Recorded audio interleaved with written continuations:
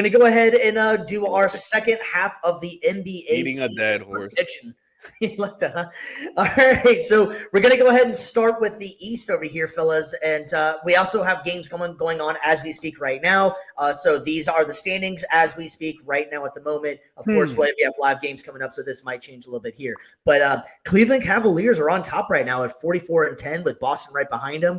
You got Orlando sitting in the 7th seed. The East is pretty tight, but do you guys, what's your predictions of the East, G Mike? Do you think it's going to stay this way? Do you believe in Cleveland? Cleveland's been one hell of a story, or do you think Boston's going to come back on them, or what? Man, what's your thoughts on this?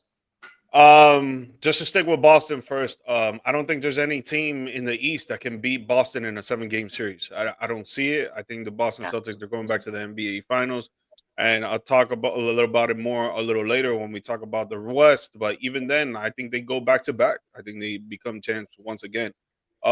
With just sticking with the East, Cleveland, yeah, they're gonna do work. They'll probably end up meeting the Boston Celtics in the Eastern Conference Finals, but I don't trust them to pull out 4 games against the Celtics. Some runner-ups would be the New York Knicks. The only thing with the Knicks is that their starters play so many minutes, and in the playoffs, it's gonna be tough to sustain that. Milwaukee, with this news of Bobby Portis, is gonna take a toll on them and their rhythm and their chemistry.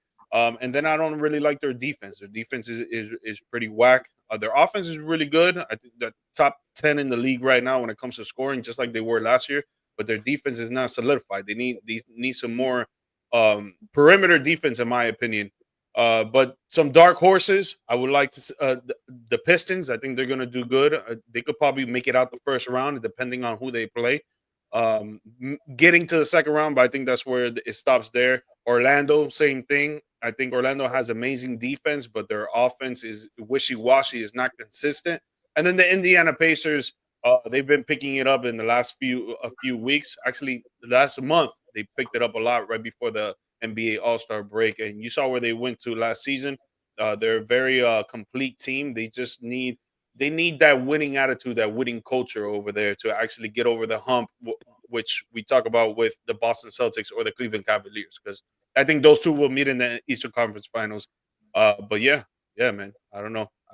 And then just talking about my Miami Heat, man. I think we finished maybe 1 game over 500. I went over the second half of the season, and we're probably gonna end this second half with literally right at the borderline at 500.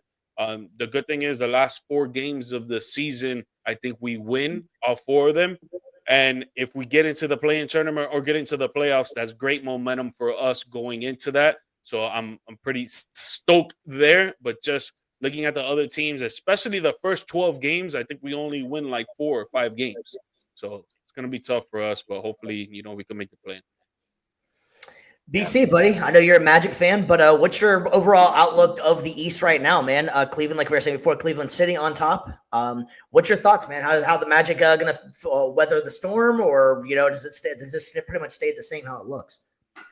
I mean, honestly, I feel like if we move up at all, it'll be maybe 1 spot to the 6th seed. But yeah, my outlook for the Magic is slightly more optimistic than G Mike's, but that's just because I think we're just a little bit younger. But overall, it's not much. Like the offense still hasn't gotten better. It started off great, and then players got hurt, the momentum got derailed, and now we're struggling to be a play-in team at this point. So it's one of those seasons where I feel like for us, I was looking forward to building off this year or off of last year's success. I was thinking we could get 50 wins. I was thinking maybe top 4, top 3 seed even.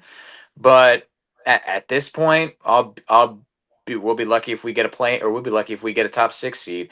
It'd be like, congratulations, you won your play-in games, and now you get to get bounced in the first round by Boston or Cleveland. Take your pick. I know last year's Magic squad, they had a winning record against Boston in the regular season. I would not count that at all in the playoffs this year. Different season, buddy. It's a different season. Exactly. Yeah. So, and it'd be different if this team showed marked improvement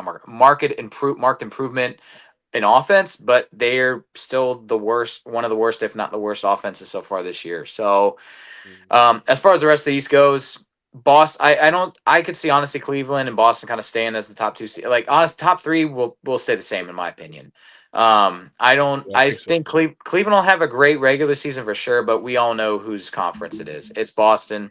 They're going back to the finals in my opinion. So it's, but they'll probably coast a little bit just because I think in their minds they know they're the best team in the East. They don't need to win out. They don't need to have the 1 seed to prove it. They'll just have another finals appearance to show it. Yeah, I'm with you. I'm with you on that for sure. And as far as Orlando goes, we didn't really get a chance to talk about it. Whenever the trade deadline happened, you were out on that one with us. Yeah. Did you think that Orlando should have made more moves, or were you happy with what they did by not making a move?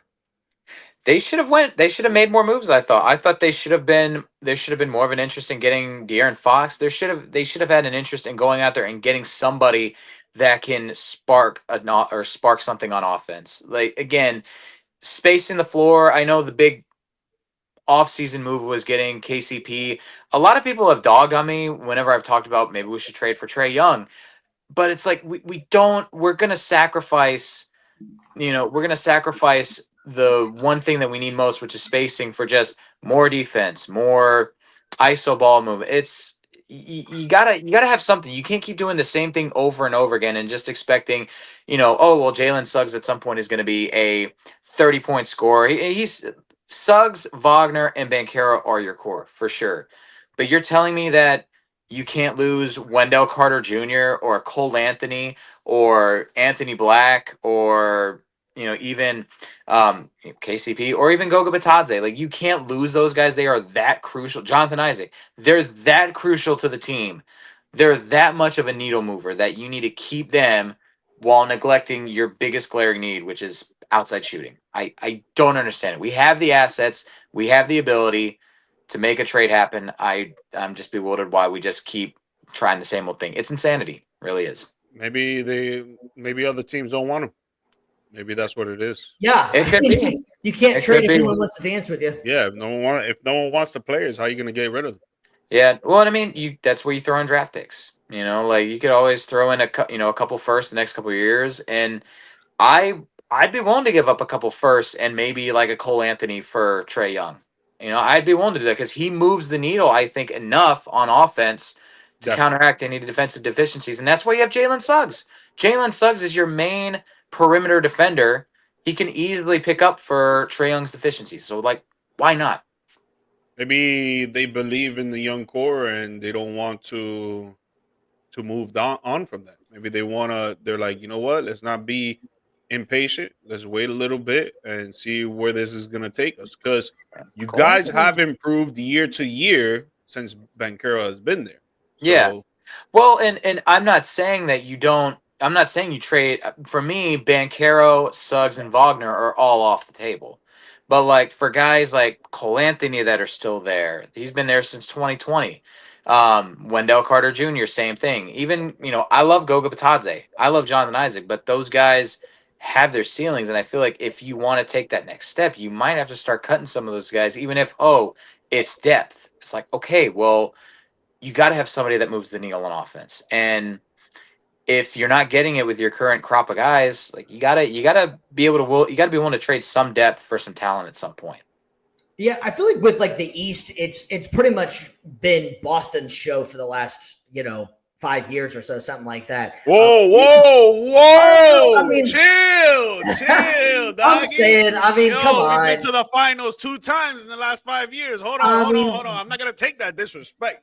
Come on. I mean, Mike's got 2 honestly, more appearances to speak of as Miami well. did their thing. They had a hell of a run. They did beat Boston. It's just honestly the consistency factor has to be Boston in this situation. But but the Cavs, man, I'm really interested in the Cavs. I'm very impressed with how they've been playing this year. I kind of thought that if you remember back going into the season, they almost had that little bit of drama with Darius Garland being like, I kind of almost want to be the guy. Was Donovan Mitchell going to leave, and then Donovan Mitchell comes back. They were come up to possibly trading Darius Garland.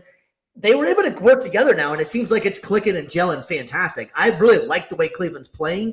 I do think they'll have a problem with Boston shooting, Boston, if they go on one of those runs where they're shooting threes, you can't you have to match them or else you're not going to beat them. I was watching the game before we went live, and it was pretty much, I think Peyton Pritchard was 5 of 6 from 3 already, and he's a bench guy. Like that's it's outrageous what they're able to do if they're in the zone. And Tatum was feeding everybody the ball this game, so it's more of a Tatum assist game. They can beat you in so many ways, and they can play defense if they need to as well. So Boston is just so complete in the East.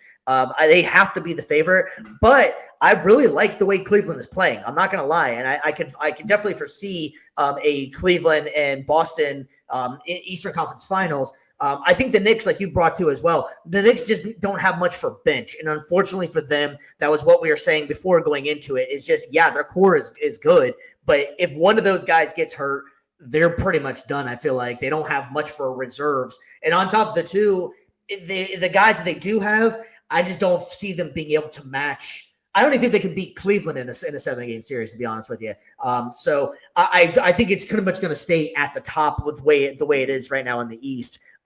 Someone could make you surprised. How about Detroit, man? Detroit's finally possibly going to make the playoffs. Yeah. So good for Detroit, man. Maybe Detroit sports is finally turning around. You got the Lions doing pretty well. Almost going to the Super Bowl the last 2 years. And then you got the Detroit Pistons. They've been so abysmal for so long. They're not great, but hey, Cade Cunningham's doing his thing, and it seems like that was a great pick for him. But good for Detroit for finally getting some good news coming in that area. They play hard, bro. They play hard, man. Yeah, they're playing like that old school Pistons kind of style. Yeah, for real. You guys got anything else for the East, or you want to move on to the West? Ready for the West, man. West Side.